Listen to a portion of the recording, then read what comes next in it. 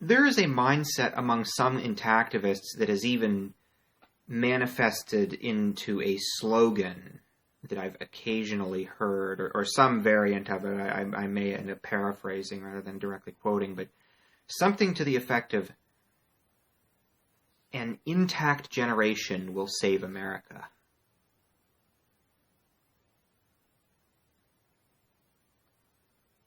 I don't believe that is true at all.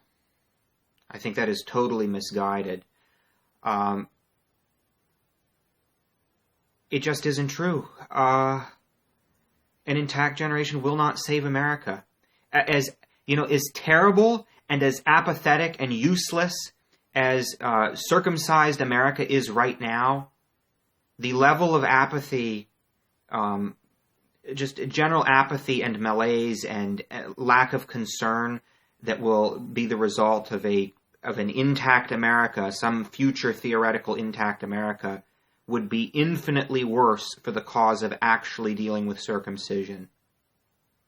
And the proof is in the pudding. I mean, look at the UK.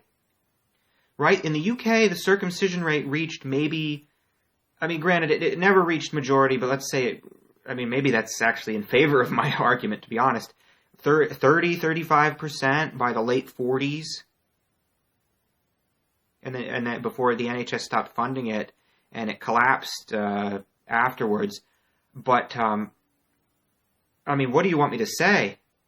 We're 70 years on. Circumcision is basically gone among the European population of Britain. Now, granted, there are cases, the NHS has been bad in the past. There are cases, there's the Muslim and Jewish population who deserve protection too. There's other cases that I've talked about and will continue to talk about, but for all intents and purposes, circumcision is basically gone from the European population in Britain. It's gone. Has it helped them in regards to circumcision?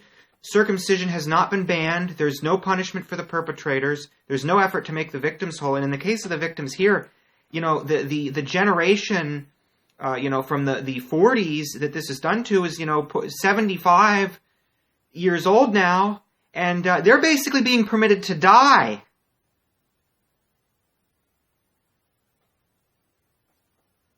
To die without justice.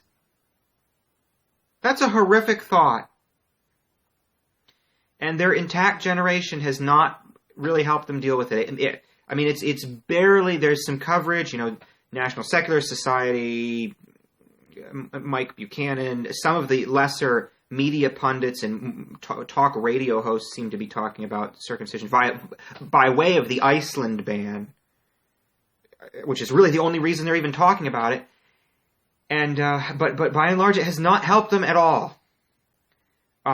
Let's talk about Iceland. Let's talk about the Nordic countries where there was never any tradition or any real penetration of medicalized circumcision in those countries. There never was. They have no tradition of circumcision.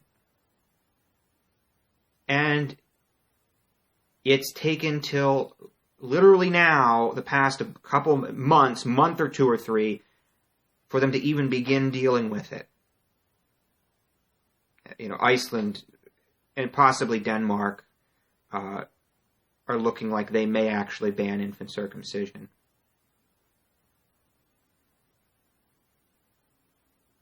But it hitherto had not helped them. I've talked to intact men and intact intactivists who tell me, prior to being reached, I probably would, I'd hear about circumcision and I'd think, oh gee, that's bad for him, too bad for him. It's just not personal, and I'm fascinated by the fact that women engage in this vicarious victimhood identification over almost everything, be it sexual assault, rape, despite not having been raped or sexually assaulted. Although what I'm really getting at is like female genital mutilation. Right? Western women, these Western women's uppity, entitled vaginas have never been in any real danger, and yet they hysterically identify with and get hysterically angry about female genital mutilation, female circumcision, and throw men under the bus and do all kinds of crazy, evil shit. And I wish we could transplant that to men somehow. I wish we could figure out how to engineer that. I'll certainly be working on that. I mean, I have videos like Attention Uncircumcised Men and A European Circumcision that have tried to address this. So, I mean, what do you want me to say? We should honestly be glad that we have such a high circumcision rate. I can work with this. This is clay. I can work with this. I can, by virtue of all these victims and the intense taboo, the school protest idea that I am now obsessed with, targeting the interface between parents and children, will be massively powerful.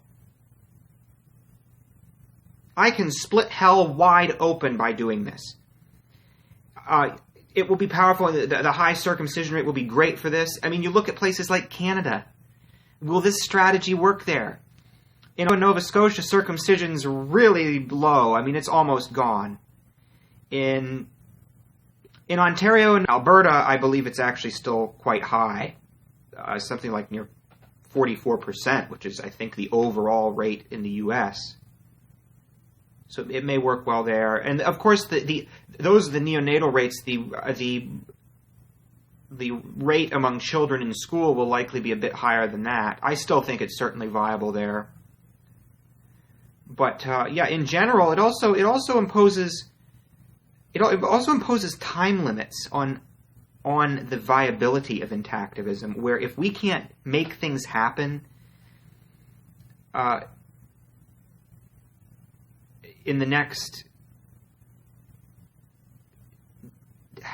couple decades, I mean, my radical protest strategies, the school protest strategies, could radically alter the timeline.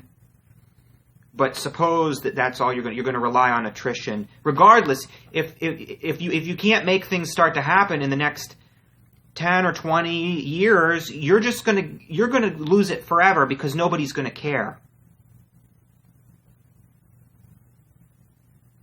There's another pillar to this, which is not just the school protests, but we actually need to use the high school protests in particular, and also college campus protests, to start recruiting a radical, raging, mad activist class to get shit done.